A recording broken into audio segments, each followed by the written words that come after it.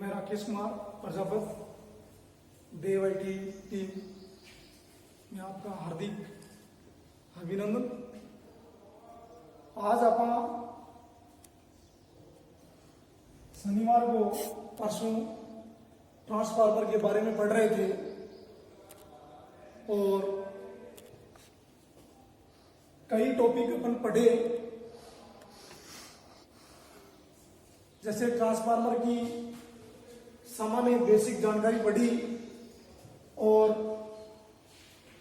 उसकी परिभाषा पढ़ी अपन, और अपन उसकी कार्य प्रणाली भी पढ़ी, उसकी संरचना भी थोड़ी देखी और अपन उसके सिद्धांत के बारे में भी पढ़ा।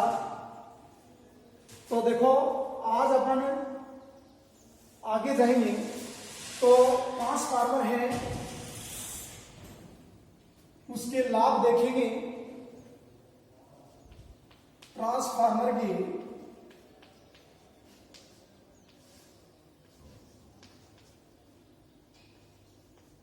लाभ।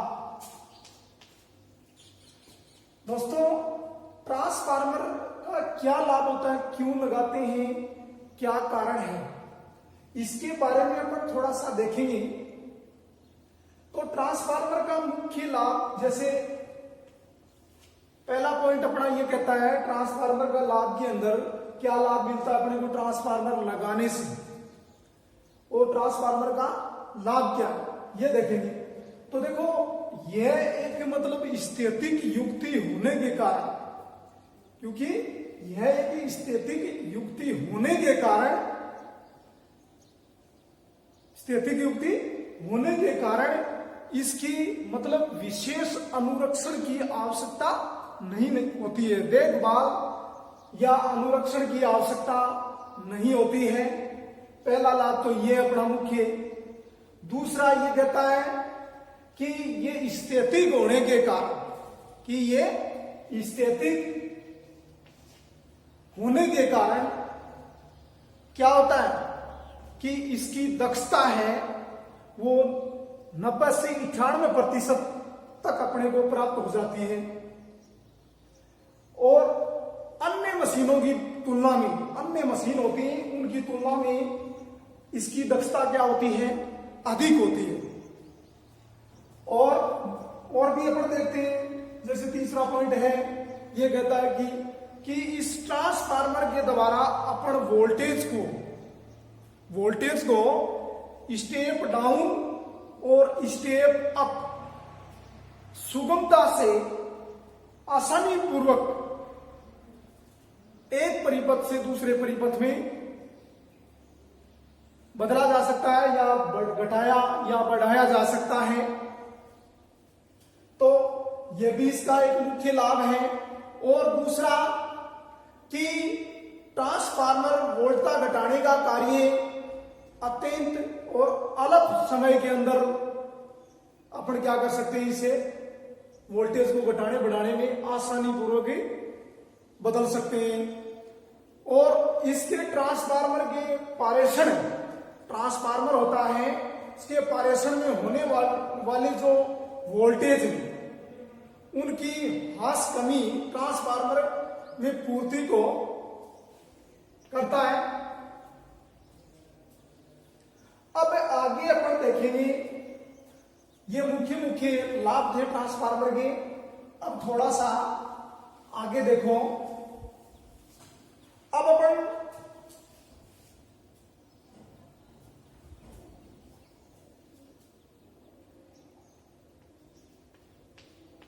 ट्रांसफार्मर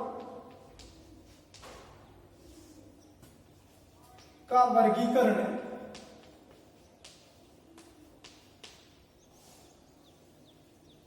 या प्रकार। देखो, वैद्युतिक कार्यों के आधार पर ट्रांसफार्मर को मुख्य रूप से 5 भागों में विभाजित किया है। जैसे अपन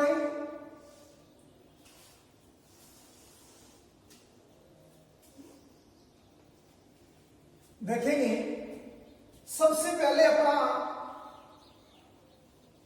प्रकार है ट्रांसफार्मर का वैद्युतिक कार्यों के आधार पर।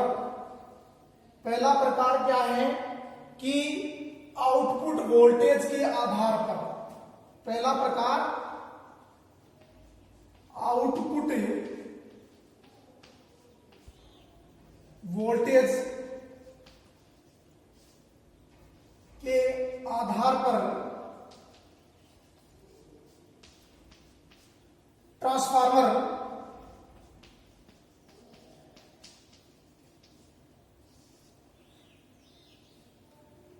दूसरा है अपना कौन सा है,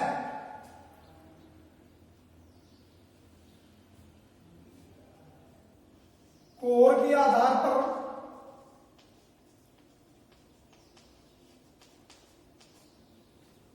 और तीसरा है अपना कौन सा है, फेज के आधार पर।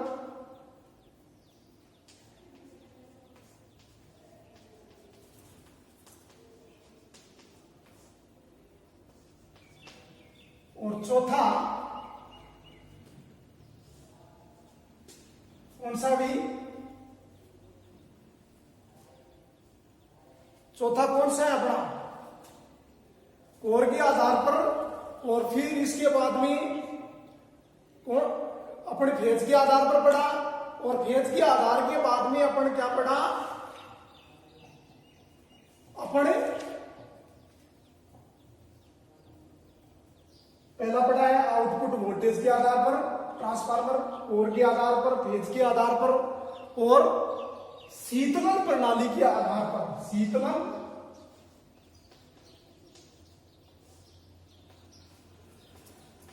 प्रणाली के आधार पर।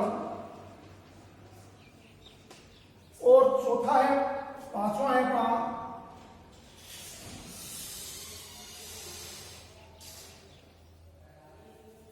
Output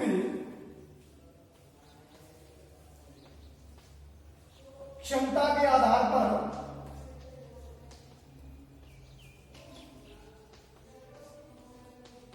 transformer. देखो ये मुख्य ट्रांसफार्मर के प्रकार हैं जो वैद्युतिक कार्यों के आधार पर हैं। अब अपन पढ़ेंगे कि आउटपुट वोल्टेज के आधार पर ट्रांसफार्मर क्या होते हैं। सबसे पहले आउटपुट वोल्टेज के आधार पर देखो, अब इनके भागों को भी इसने अलग अलग प्रकार से बांट दिया है कि आउटपुट वोल्टेज के आधार पर ट्रांसफार्मर दो प्रकार के होते हैं। एक होता है स्टेप डाउन ट्रांसफार्मर और दूसरा होता है स्टेप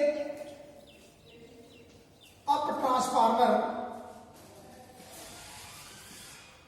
देखो स्टेप डाउन ट्रांसफार्मर होता है, इसको अपन क्या कहते हैं, अपचायक, हिंदी में अपचायक कहा जाता है। स्टेप अप ट्रांसफार्मर होता है, उसको अपन हिंदी में उच्चायक कहते हैं। क्या कहते हैं, उच्चायक परिणामित्र।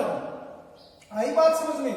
अब कोर के आधार पर भी उसने क्या कर दिया, अलग अलग प्रकार से ट्रांसफार्मर को विभाजित कर दिया। पहला है अपना कोर के आधार पर सेल प्रकार का ट्रांसफार्मर, सेल प्रकार का ट्रांसफार्मर। और दूसरा है अपना कोर प्रकार का ट्रांसफार्मर, ठीक है। और तीसरा है अपना बेरी प्रकार का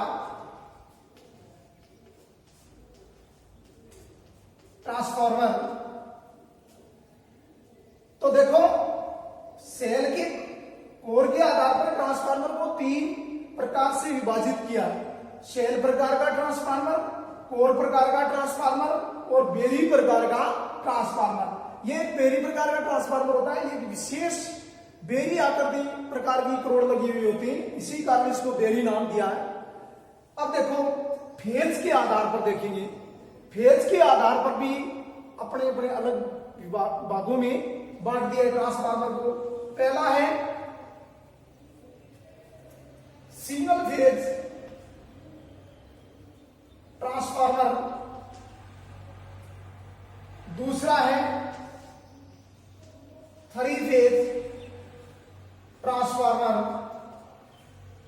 कि फेज के आधार पर ट्रांसफार्मर को एक तो सिंगल फेज ट्रांसफार्मर होता है, दूसरा थ्री फेज ट्रांसफार्मर होता है दोस्तों। अब देखो ये अपन देख लिया। अब शीतलन प्रणाली के आधार पर, शीतलन का मतलब कि ट्रांसफार्मर होता है, उस ट्रांसफार्मर को ठंडा करने के आधार पर ट्रांसफार्मर को अलग अलग भागों में विभाजित कर दिया। जैसे पहला ट्रांसफार्मर है प्राकृतिक रूप से शीतलित ट्रांसफार्मर,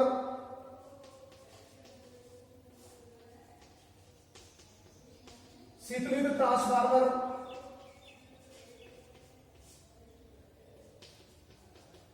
दूसरा है अपना तेल द्वारा शीतलित ट्रांसफार्मर।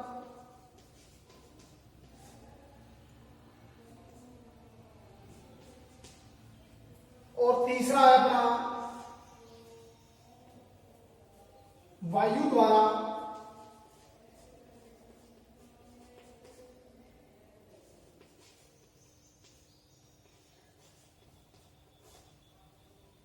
द्वारा शीतलित ट्रांसफार्मर। और चौथा कौन सा है अपना वायु द्वारा शीतलित ट्रांसफार्मर और तेल द्वारा शीतलित ट्रांसफार्मर। और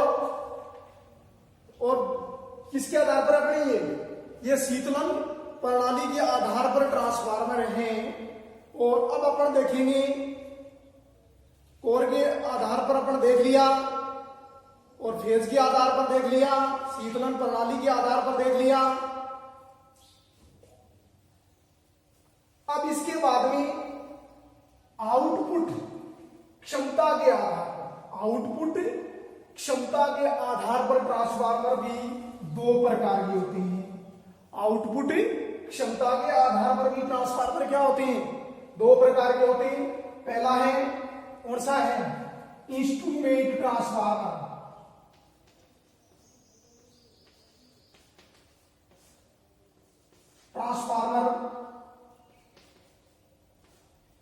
और दूसरा है ऑटो ट्रांसफार्मर।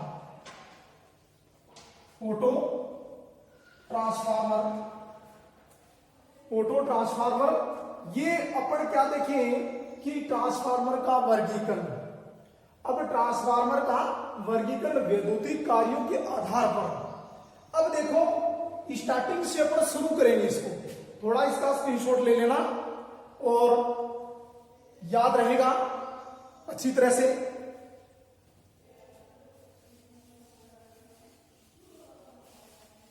ले लिया होगा।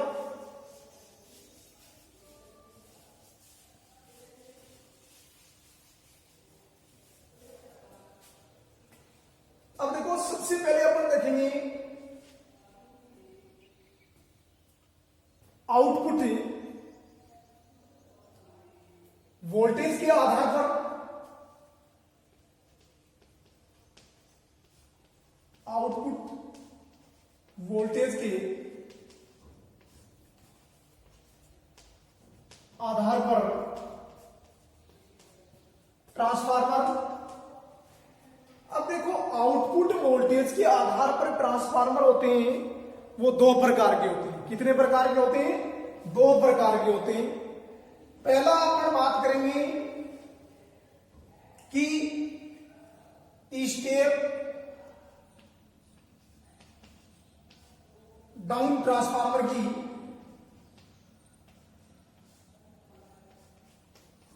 डाउन ट्रांसफार्मर जिसको हिंदी में क्या कहते हैं, अपचायक।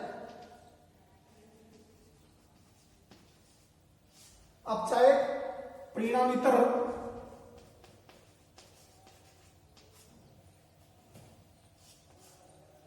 अब देखो स्टेप डाउन ट्रांसफार्मर क्या होता है। स्टेप डाउन ट्रांसफार्मर क्या होता है इसके बारे में अपन थोड़ा सा देखेंगे कि जो ट्रांसफार्मर इनपुट वोल्टेज को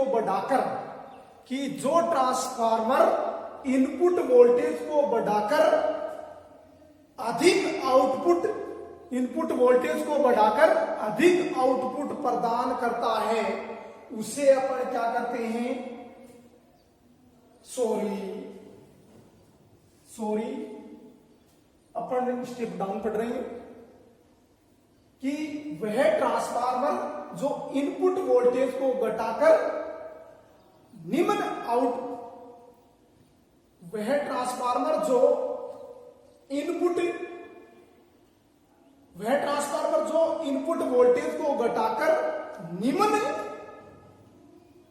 आउटपुट वोल्टेज प्रदान करता है। सॉरी दोस्तों, पहले मैं स्टेप अप की समझ गया था, गलती हो गई। तो स्टेप डाउन की बात कर रहे हैं कि वह ट्रांसफार्मर जो इनपुट वोल्टेज को घटाकर निम्न आउटपुट प्रदान करता है उसे अपन क्या कहते हैं, स्टेप डाउन ट्रांसफार्मर कहते हैं। अब स्टेप डाउन होता है उसमें क्या होता है, जैसे अपन देखेंगे इसके डायग्राम के माध्यम से कि ये डायग्राम है एक प्रकार का,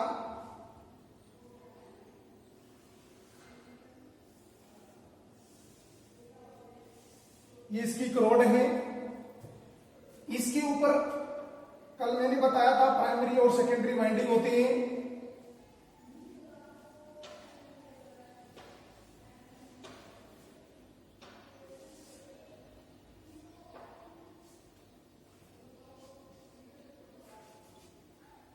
ठीक है,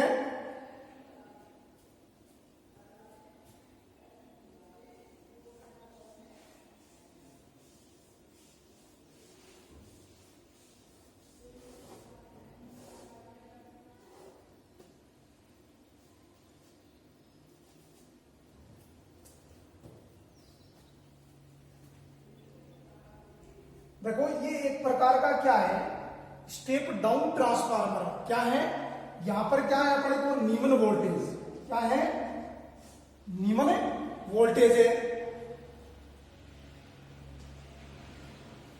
स्टेप डाउन ट्रांसफार्मर होता है, यहां पर निम्न वोल्टेज है और यह क्या करेगा भाई, निम्न वोल्टेज है।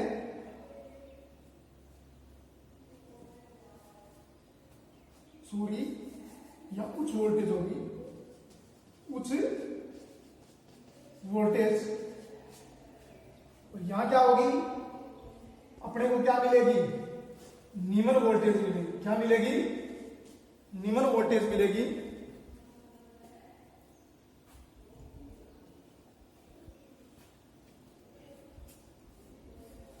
देखो थोड़ा सा दिक्कत हो गया,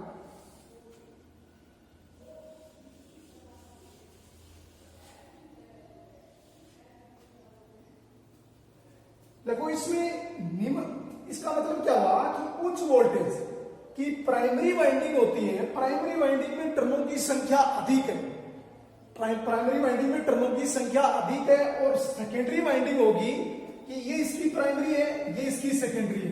प्राइमरी वाइंडिंग में टर्नों की संख्या अधिक होगी और सेकेंडरी वाइंडिंग में टर्नों की संख्या कम होगी। तो ये एक प्रकार से क्या होगा भी, स्टेप डाउन ट्रांसफार्मर हो जाएगा। क्या हो जाएगा, स्टेप डाउन ट्रांसफार्मर की यहां कुछ वोल्टेज देंगे अपन, तो यहां अपने को आउटपुट में क्या मिलेगा, निम्न वोल्टेज मिलेगा।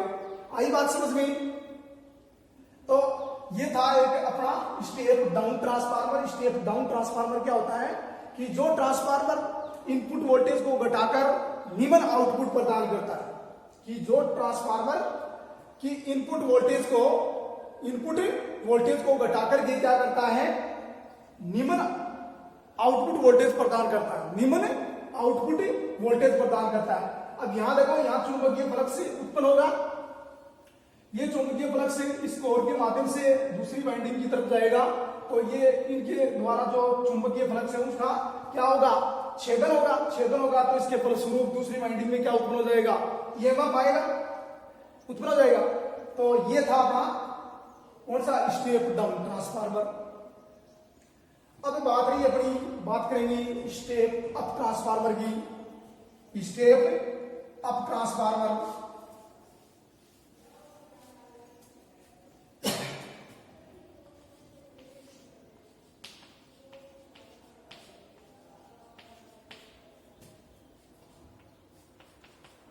स्टेप अप ट्रांसफार्मर, जिसको अपन हिंदी में क्या कहते हैं, उच्चायक ट्रांसफार्मर। उच्चायक ट्रांसफार्मर या परिणामीतर बोल सकते हैं, क्योंकि हिंदी में बात कर रहे हैं अपन।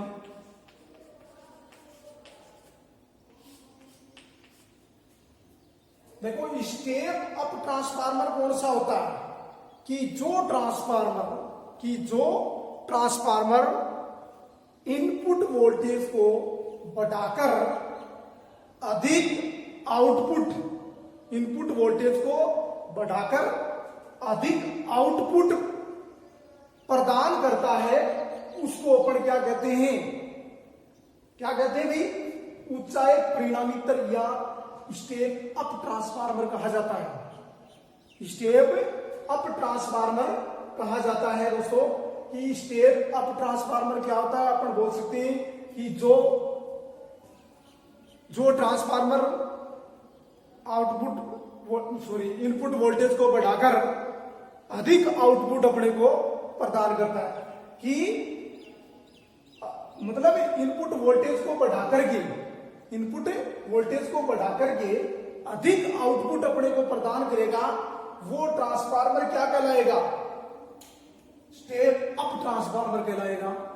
अब देखो इसकी संरचना बनाएंगे तो यहां पे क्या करेंगे भाई, निम्न वोल्टेज देंगे। क्या देंगे, निम्न वोल्टेज दे दिया, जैसे 230 वोल्ट दे दिया, 230 वोल्ट है निम्न वोल्टेज। और यहां अपन क्या प्राप्त करेंगे, क्या करेंगे, उच्च वोल्टेज।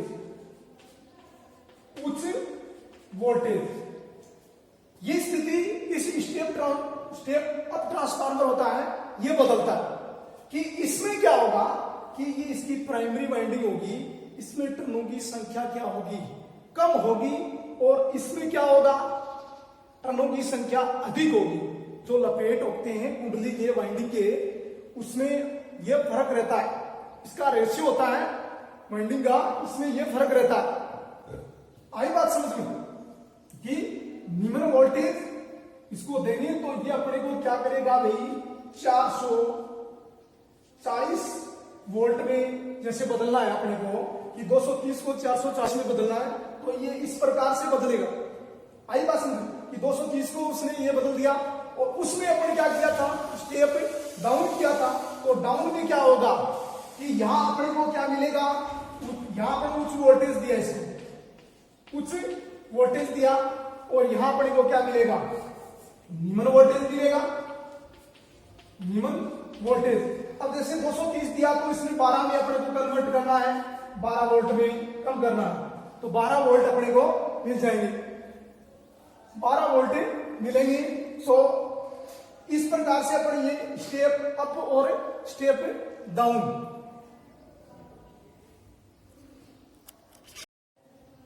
देखो दोस्तों, अपन पढ़ रहे थे ऊंचायक या स्टेप अप ट्रांसफार्मर, उसके बारे में अपने डायग्राम बनाया। तो उसमें डायग्राम में भी कि स्टेप अप ट्रांसफार्मर क्या होता है, कि इसमें बताया मैंने कि वोल्टेज को क्या करता है, जो ट्रांसफार्मर इनपुट वोल्टेज को बढ़ाकर आउटपुट में अधिक वोल्टेज प्रदान करता है, उसको अपन स्टेप अप ट्रांसफार्मर कहा। और जो ट्रांसफार्मर इनपुट वोल्टेज को घटाकर के निम्न आउटपुट वोल्टेज प्रदान करता है, उसको अपन स्टेप डाउन की बात कर रहे हैं। तो ये था अपना स्टेप अप ट्रांसफार्मर और step down transformer output voltage के आधार पर। अब अपन आगे ट्रांसफार्मर का दूसरा प्रकार अपन देखेंगे, तो उसमें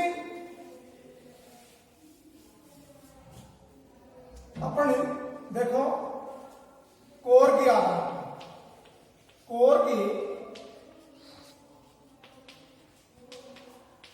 आधार पर ट्रांसफार्मर, कोर के आधार पर ट्रांसफार्मर है, वो कितने प्रकार के होते हैं ये भी मैंने पहले बताया था, सामने में बता दिया वर्गीकरण में। तो कोर के आधार पर पहला ट्रांसफार्मर है अपना सेल प्रकार का ट्रांसफार्मर, सेल प्रकार का ट्रांसफार्मर, और दूसरा है अपना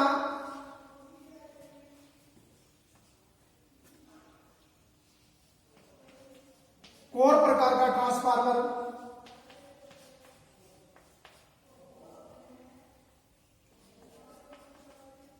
और तीसरा है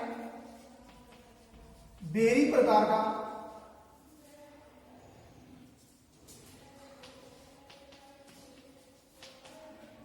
ट्रांसफार्मर।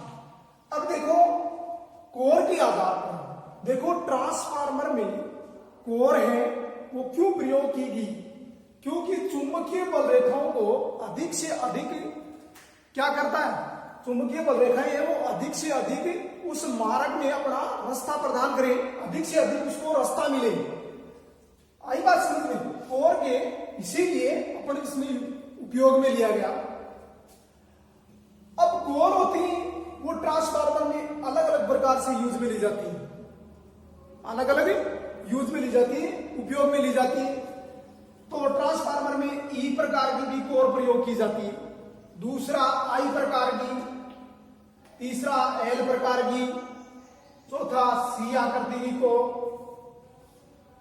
ये कोर है, ये यूज में ली जाती है। तो ये अपन देखेंगे कि ई आकृति की, आई आकृति की, एल आकृति की, सी आकृति की कोर है वो यूज में ली गई। तो ये अपनी कोर थी।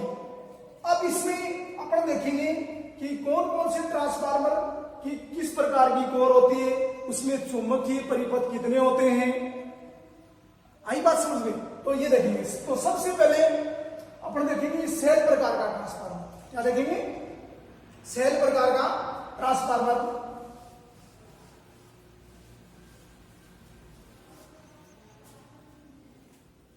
देखो सेल प्रकार का ट्रांसफार्मर होता है वो किस काम में लिया जाता है भाई, सेल प्रकार का ट्रांसफार्मर होता है किस रूप में काम में लेते हैं अपन, उसमें किस प्रकार की कोर होती है। देखो सेल प्रकार का ट्रांसफार्मर अपन इस प्रकार से डायग्राम बनाते हैं एक बार।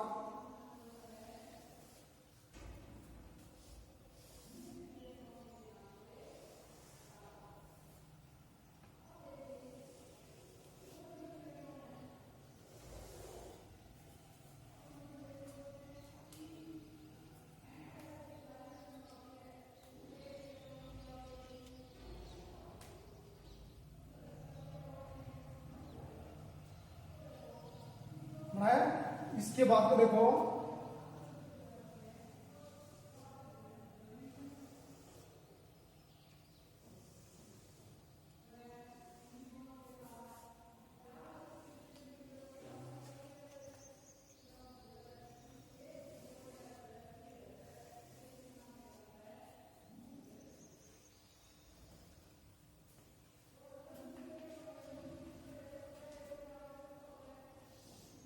इस प्रकार से इसके ऊपर वाइंडिंग होती है और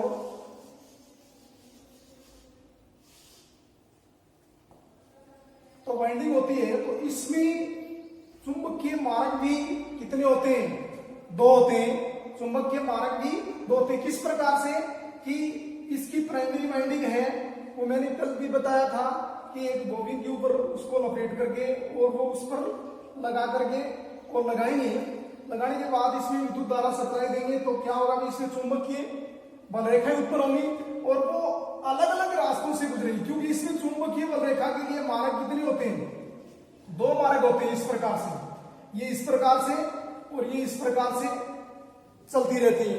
आई बात समझ में। तो ये एक प्रकार का सेल प्रकार का ट्रांसफार्मर होता है। अब इसमें कोर की बात करें तो किस प्रकार की कोर है वो यूज में ली जाती है, इसके अंदर सेल प्रकार के ट्रांसफार्मर में किस प्रकार की कोर है वो यूज में ली जाती है। जैसे ई आकृति की कोर, ई आकृति की कोर इसमें यूज में ली जाती है, और आई आकृति की कोर है वो भी इसमें क्या ली जाती है, उपयोग में ली जाती है।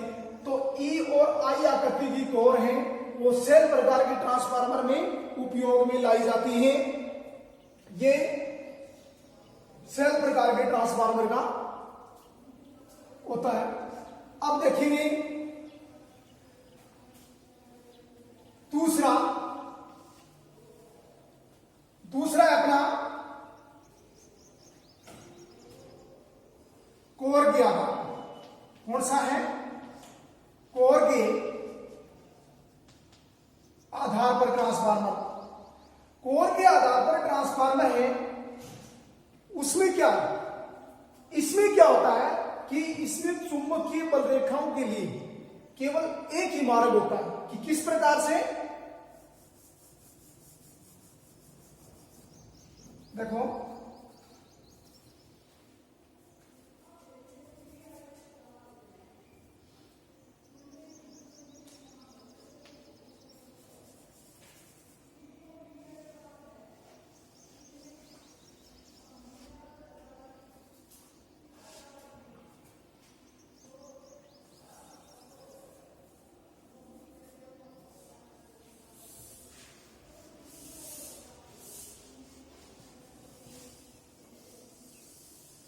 इसमें चुंबकीय बलरेखाओं के लिए केवल देखो एक ही मार्ग है, ये एक ही रास्ता है, इस प्रकार से ही निकलेंगी, इस प्रकार से चलती रहेंगी।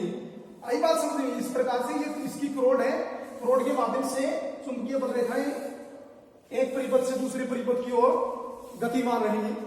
तो ये होता है इसका कोर के आधार पर ट्रांसफार्मर।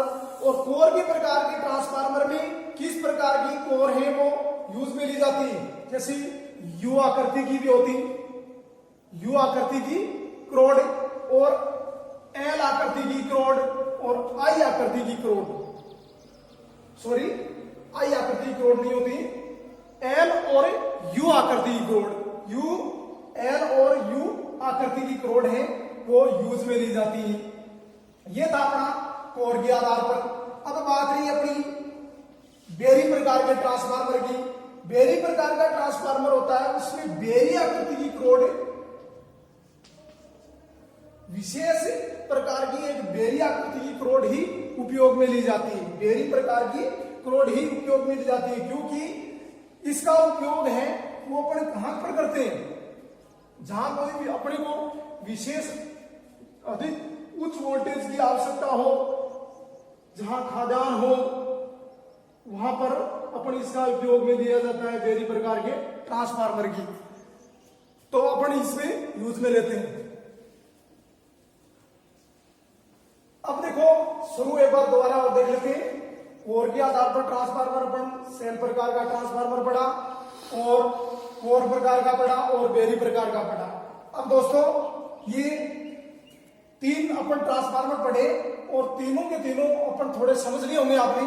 और अब अगला टॉपिक अपन, अगला प्रकार ट्रांसफार्मर का कल देखेंगे, और इसमें कोई समझ में चीज नहीं आई हो तो वो मेरे को थोड़ा सा कमेंट करके बताना।